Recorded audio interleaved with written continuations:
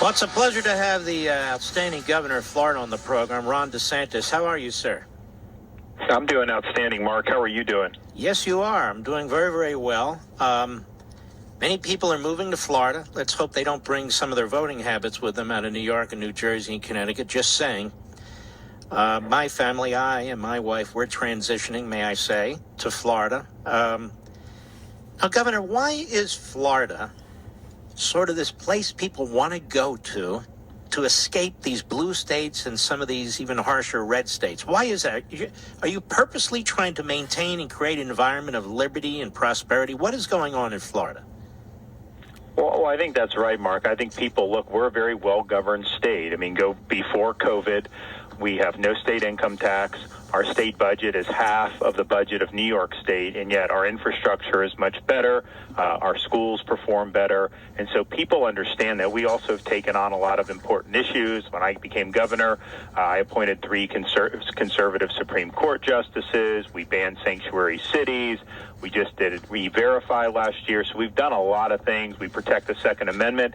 So I think people appreciate it. But then I think what happened with COVID was all these blue states who are already dysfunctional, they compounded the misery by locking down indefinitely. And I think people grew really tired of these lockdowns, and they looked to a state like Florida, which is open. And even though we're open, even though our revenues are coming in much higher than forecasted, even though our unemployment rate is less than the national average, we have less per capita COVID mortality than the national average. 25 states have higher per capita COVID mortality, and that's including most of these lockdown states. And so people looked, and I think they say, what's happening in our states is not working. Florida, kids are in school, people have a right to work, businesses have a right to operate, and they're focusing on protecting elderly people, not trying to run their own society into a ground. So I think we already had a lot of momentum, but I think the contrast since COVID is done has been really, really stark. And I'll tell you, I'll run into people who will just say, I was in California or I was in wherever, my kids weren't allowed to go to the school. So we were working remotely. We said, we're going to move to Florida and let our kids go into school. And even people that planned on doing that for a short time, what they end up saying is this is a much better quality of life. And so they end up staying. Now, the next question I always get is, are these people fleeing the blue states? Are they all really liberal? Are they going to change Florida? So from the election in November until January 1st, Miami-Dade County had 2,200 new registered Democrats, but 7,100 new registered Republicans. And so I think it is skewing pretty hard to us. Obviously, I don't have personal control over that. I mean, I think that Florida is a place where people who think more along the lines we do appreciate what we're doing. And so I think you see that in the migration pattern. Well, let's talk about big tech. I mean, you've done a number of things there that are quite unique and crucially important in terms of rioting and knocking down monuments in your state and so forth. You've strengthened your laws to confront such behavior should that occur. And you're the governor, you're a former congressman, you're looking at this, you're seeing what the big tech is doing. We're hearing now big tech from Project Veritas and all. They're clearly pushing one side of the political agenda. They're squelching free speech, not under the First Amendment, but this in many ways is even more evil because it's very difficult for the average citizen or average group that gets the scarlet letter or that is censored or that is deplatformed, I guess they call it, for them to do anything. What are you trying to do in Florida? Well, I think what we're trying to do is protect people's individual data privacy, which big tech exploits. We're trying to protect Floridians' right to participate in elections without big tech interfering in those elections. And we're trying to protect Floridians' right to participate in the public square and to have recourse if they're censored or deplatformed. And I'll tell you, one of the things that really scared me, and I think a lot of people, was how the Parler company was treated, because they were all these different companies acting in concert to effectively shut them down. They got taken off their web server. They weren't able to process payments, send emails, text, all this other stuff. And it was almost like a decapitation, an online decapitation. So I was thinking to myself, man, if I have somebody who's running a small business in Florida and maybe they went to a Trump rally 6 months ago and somebody at Facebook or Twitter, some woke staffer doesn't like that, are they going to be able to just snuff these people out of their platforms and then exert authority to get other platforms to take them down? You could neuter someone's entire livelihood. And I was like, what's the recourse if that happens? And so what we're doing is a couple things. One is, and we got a lot of play on saying that if you have somebody that's running for office, you can't deplatform them, and if you do, you're going to face hefty fines, because I think the fear would be they can put their thumb on the scale down the stretch of an election by taking people off all these different platforms. But I think even more significant, which didn't get as much play, is we're providing private rights of action for individual Floridians to sue big tech under Florida's Unfair and Deceptive Trade Practices Act. It's basically an anti-fraud statute. We're also empowering the state attorney general to bring actions under the same statute against big tech. And I think that that's important, because if they are doing terms of service, or they're changing it without notice, or they're not applying it equally, that is a way for us to say, wait a minute, you're effectively committing a fraud, because you're putting yourself out as being an open forum, but yet you're selectively censoring people whose views you personally don't like, but who haven't violated any type of terms of service. And so I think that empowers individuals to be able to have recourse, and I think that will help police some of this, because it has really been blatant, I think, when you look at who they go after and who they don't. Obviously, when they did Trump, that was a big deal, sitting president. I looked at it, I'm like, okay, you're banning Trump, but yet you have the Ayatollah Khamenei. He can say death to Israel, kill the Jews, and you've let that on your platform for years and years. And so it's obviously very selective. But these things, as you mentioned, Mark, it's not a traditional First Amendment analysis, because it's not government per se censoring you. It's a private company. But I would also say that these things are almost acting as an arm of the ruling class right now. I mean, they're effectively acting as an arm of Biden's administration. And I think that that's a big problem. And I think it's something unlike we've not necessarily seen before. But to say that just keep going status quo, that everything's going to be all hunky-dory, that clearly was not going to happen. Now, in terms of these big tech companies arguing, now, wait a minute, we're protected under this Section 230 and we're federal in nature and so forth and so on. That doesn't mean that the federal government has taken up the whole field, that is the Supremacy Clause and so forth. States have a lot of leeway, don't you think?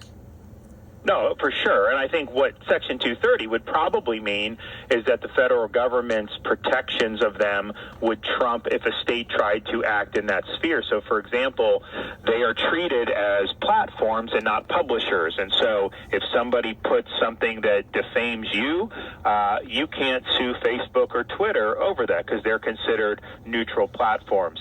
So if we tried to change that and contradict federal law there, then they may have a point. But they have no federal right to commit fraud. They have no federal right to not follow Florida's Unfair and Deceptive Trade Practices Act.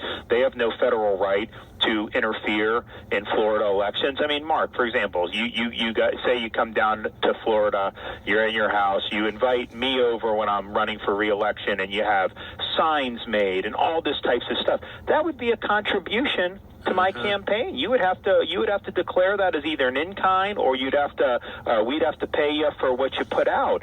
So how come that would be a contribution if you did something just using your home, but they could actually suffocate a candidate, or they can elevate a candidate using these algorithms with a clear intent to put the thumb on the scale? That's not considered an in-kind contribution. Now, if they were publishers, you would say, hey, treat them like a newspaper. Obviously, newspapers have their biases, but they're acting under the color of being platforms that have this Section 230 protection. So they can't have their cake and eat it too. Either they're going to act as publishers and be able to put their thumb on the scale, in which case they would lose that federal protection, or if they have it for Section 230, you can't then go interfering in elections by favoring one candidate over another without that being something that would be counted as a contribution. Mm-hmm. Now, where does this stand in your state? You have to go through the legislature, right? We do. So our legislature is going to reconvene for the regular session at the beginning of March. But in my press conference, I had the Speaker of the House and the President of the Senate standing with me. So I think that we have Republican majorities in both chambers. So I think you're going to see strong majority support for this. And I'll tell you, Mark, even though this has kind of aroused our side because they're targeting conservatives, there are people across the political spectrum who believe that big tech needs to be held accountable. So I'm not even sure it's even going to be a purely partisan issue. We'll see how it goes. So I think that we're going to definitely be able to do something strong. It's got to go through the legislative process. But the fact that those guys were standing with me shows that there's a lot of interest in the legislature in punching this in the end zone. And you also, let's circle back to the vaccines and so forth. I noticed this spokesperson for the President of the United States took a shot at Florida. You know, you have half of your vaccines sitting there. My understanding was, your position was, look, I'm going to prioritize the senior citizens here. This isn't New York or New Jersey. This isn't Michigan or California. We know who dies from this. We know who has a dire reaction to this virus. Individuals who are elderly and individuals with various maladies.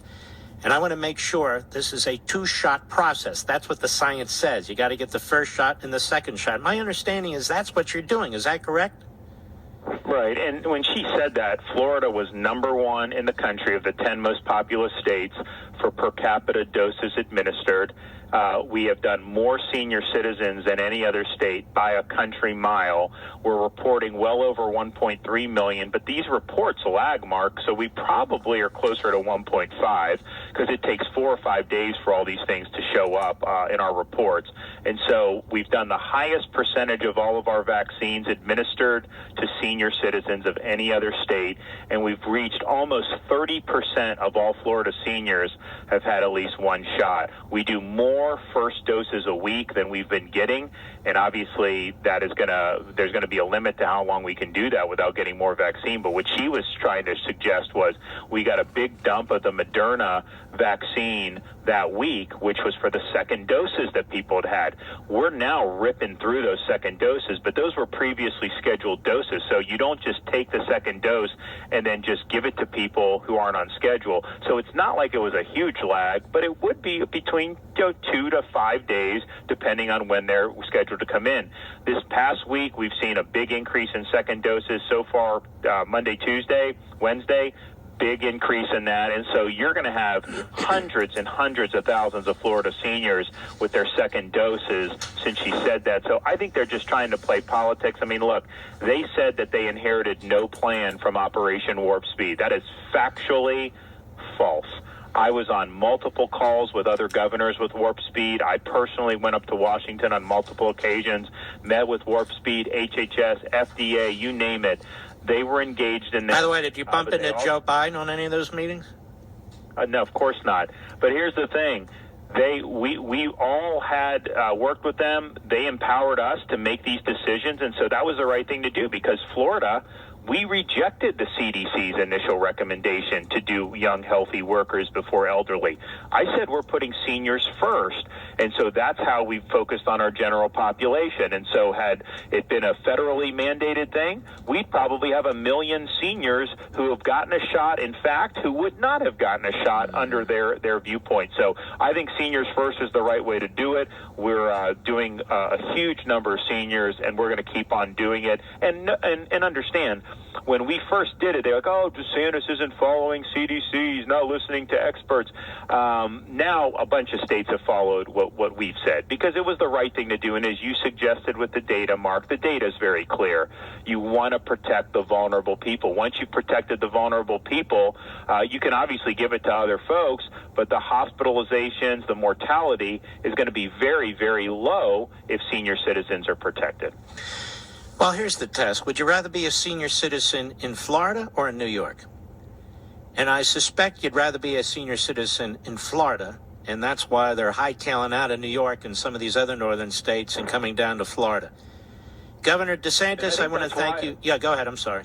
No, I think that's why some of the states had to change, because we have seniors here that have friends in these other states, and they say, hey, I got my shot, and then these seniors in these other states are saying, I'm not even eligible to get a shot, where in some of these states, in Illinois or what have you, and so that I think has led to pressure to open it up to 65 in some of those other states. Which, look, better late than never is what I say.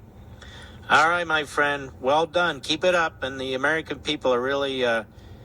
Well, there are many, people who know what's going on in Florida are standing behind you, so take care of yourself. All right, God bless, Mark. Take care. And you too. We'll be right back.